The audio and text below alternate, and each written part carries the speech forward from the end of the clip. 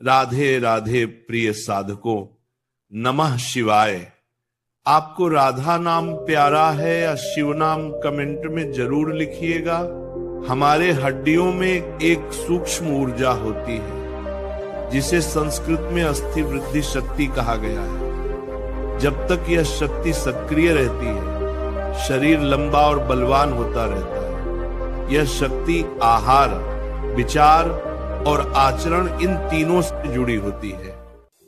18 वर्ष की आयु तक यह शक्ति अपने चरम पर होती है, लेकिन जैसे ही हम गलत भोजन, देर रात की आदतें, असंयमित जीवन और तनाव से जुड़ जाते हैं, यह शक्ति मंद पड़ जाती है।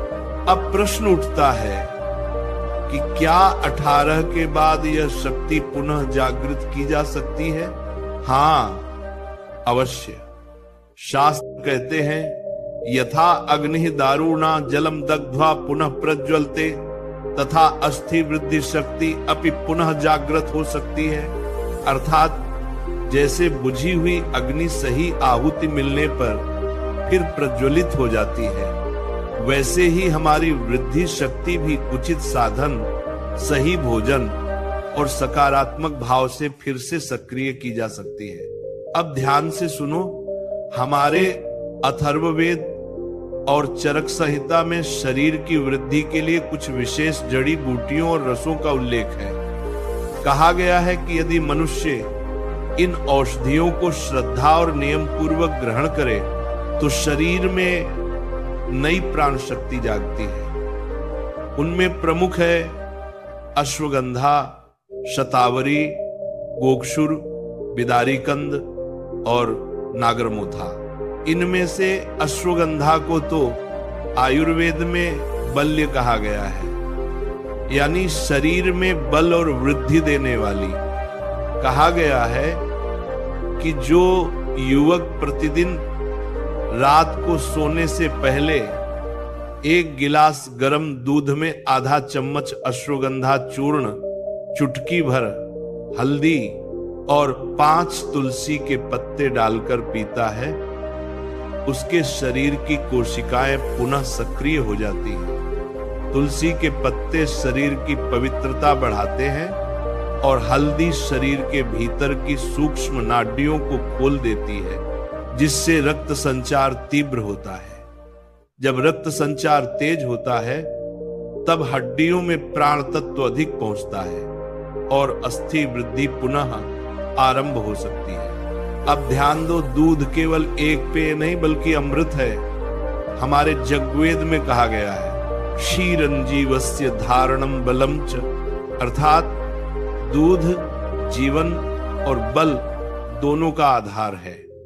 यदि उसमें सही औषधि और श्रद्धा का संगम हो तो वही अमृत बन जाता है। लेकिन इसके साथ जीवन में संयम और दिनचर्या भी उतनी ही आवश्यक है। सुबह सूर्योदय से पहले उठो, खुली हवा में गहरी श्वास लो। जब तुम प्राणायाम करते हो, विशेषकर भ्रामरी, अनुलोम विलोम और सूर्य भेदन, तो यह तुम्हारी रीढ़ की हड्डियों को जागृत करता है। रीढ़ ही शरीर की वृद्धि का केंद्र है।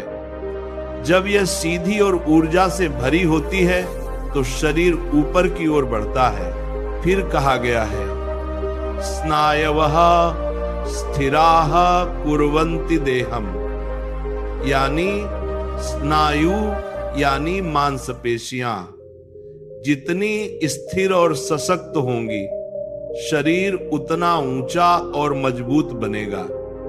इसीलिए व्यायाम बहुत आवश्यक है, लेकिन व्यायाम केवल शरीर का नहीं, मन का भी।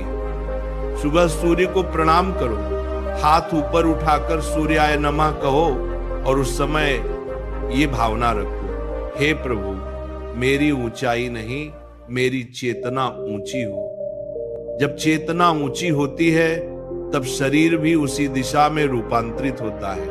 अब कुछ लोग कहते हैं, हमने बहुत उपाय किए पर कुछ फर्क नहीं पड़ा। तो स्मरण रखो, उपाय तभी फल देते हैं जब उनमें श्रद्धा हो।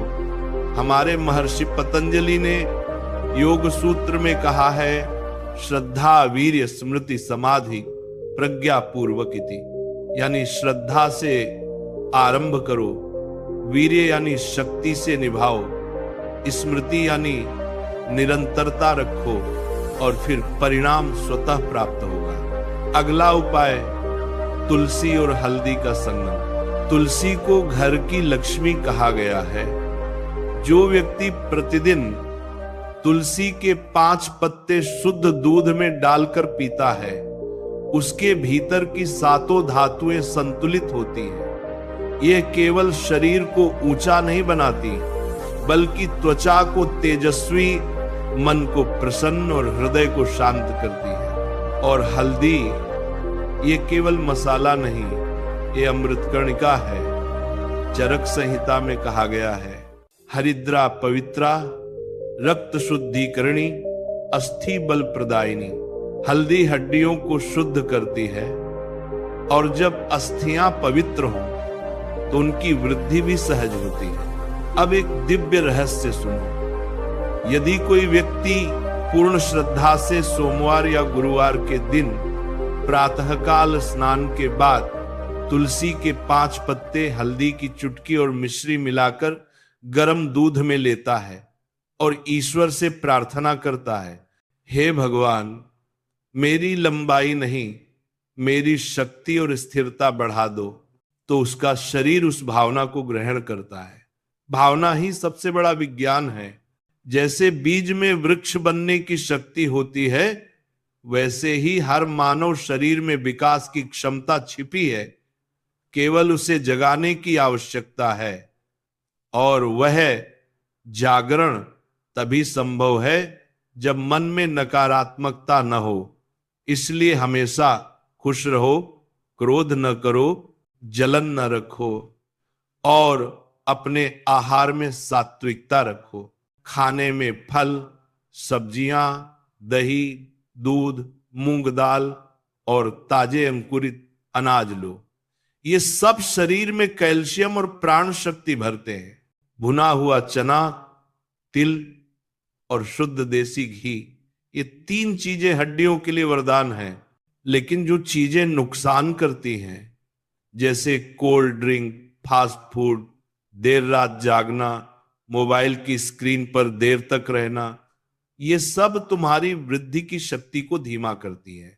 अब देखो, वेद कहते हैं यथा मनो भवति तथा शरीरम भवति। जैसा मन सोचता है वैसा शरीर बनता है।